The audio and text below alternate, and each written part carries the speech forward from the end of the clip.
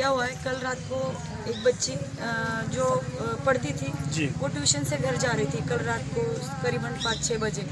तो घर जाते वक्त वो कोई ऑटो वाला आया या उनको बोला कि ऑटो में बैठो, और दो फ्रेंड और वो दोनों थे, तो एक को लेके वो चले गए। तो घर वालों ने रात को शायद ढूंढा है, कल पूरा दिन उनको ढूंढा है कि लड़की कहाँ गई है, क्या हुआ है। लेकिन जब कल सुबह या शाम को उनको कॉल करके पता चला कि सबको बोला, किसी ने कुछ नहीं बताया, तो बाद में उनको पता चला वो लड़की हॉस्पिटल में एडमिट है। तो हॉस्पिटल में एडमिट है बोल के गई, तो फिर वो एक्सपायर हो गई वो लड़की। कौन सा हॉस्पिटल में एडमिट थी और आपको कैसे सोलापुर? आपको कैसे पता चला कि वो सोलापुर में है?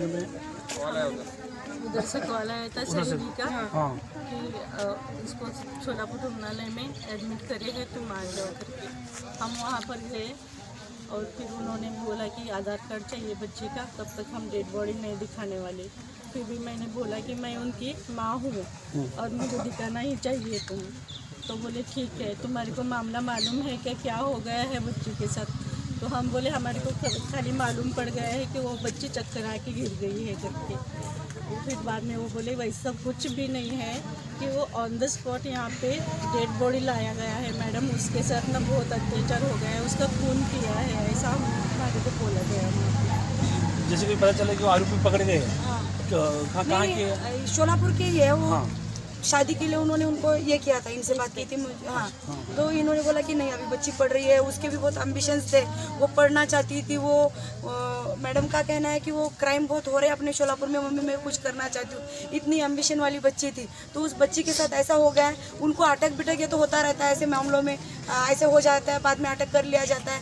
लेकिन जब मैं हर दफे मेरी मांग रहती है कि प्रशासन से कि हर एक लड़की को एक रिवॉल्वर दिया जाए अपनी खुद की संरक्षण करने के लिए, क्योंकि ऐसे मामला हर दफ़ा हो रहे हैं, हर दफ़ा। ये सोलापुर में अपनी ये बातें अपन सुनते थे, अभी सर ने बोला कि रोंगटे खड़े करने वाली बात है, तो ये बात ऐसी होनी नहीं चाहिए। और जो होगी तो इसके लिए कुछ ना कुछ एक अलग कानून अब बनाना चाहिए। अपन सोचते थे कि हाँ हैदराबाद में हुआ या उन्नाव जैसे कश्मीर में हुआ, ये अपन सोचते थे, लेकिन ये अपने सोलापुर में हो रहा है, तो इसकी वजह कुछ अहम अपन कदम उठाना चाहिए।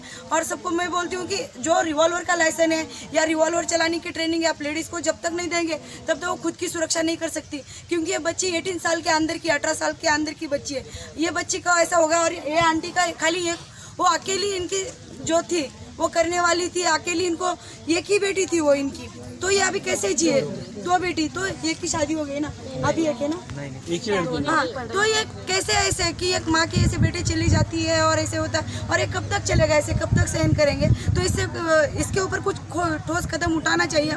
अगर ये जल्दी से जल्दी इनको सजा नहीं मिली तो हमारी तरफ से हम अनशन पे बैठने वाले हैं। मैं और एक बात कहना चाहूँगा, अक्सर हम देखते हैं, हाँ। आप भी टीवी पे देखते हैं, मीडिया में देखते हैं, ऐसे कोई लोग ऐसा अपना काम करते हैं, बाद में फिर वो पॉलिटिशियन लोग बड़े वो उनको बचा लेते हैं। यहाँ भी वही मामला होगा सोलापुर में, तो हम लोग क्या करें? नहीं, सोलापुर की पब्लिक देखिए खूब ऐसे, अगर मामलात में सोलापुर की पब्लिक बहुत सीरियस लेती है, और ऐसे किसी को भी कोई भी पॉलिटिशियन लीडर हो उनको ये नहीं डालती है। हर जगह तो वही हो रहा है, हम खुद देख रहे हैं, हर जगह वही होता है। सोलापुर में ऐसे नहीं होता। अगर कोई ऐसे होते हैं तो अलग होते होंगे, ऐसे तो नहीं, ऐसे कहीं भी होता होगा तो लोग खुद जाके बोलते हैं कि ऐसे नहीं हुआ, क्योंकि दूसरों की बेटी अपनी बेटी समझते हैं। जैसे मैं आया हूँ यहाँ पे और मैं समझ रहा हूँ कि इनकी बेटी अगर होती, तो जैसे मेरे को आकाश भैया ने बोला कि ऐसा ऐसा हुआ है, आप आ जाओ, तो मुझे उधर मैं इनसे बात ही नहीं कर पा रही थी, कि मैं सोच रही थी कि वो बच्चे के साथ क्या क्या हुआ होगा, वो कैसे सहन की होगी, ये सब मैं सोच रही थी। ऐसे कोई नहीं करता पॉलिटिशियन लीडर। जैसे कि मैडम ये लड़की आपकी थी, तो आप चाहोगे कि ये जो गुनाहगार को सरकार के हवाले करे कि आपके हवाले करें?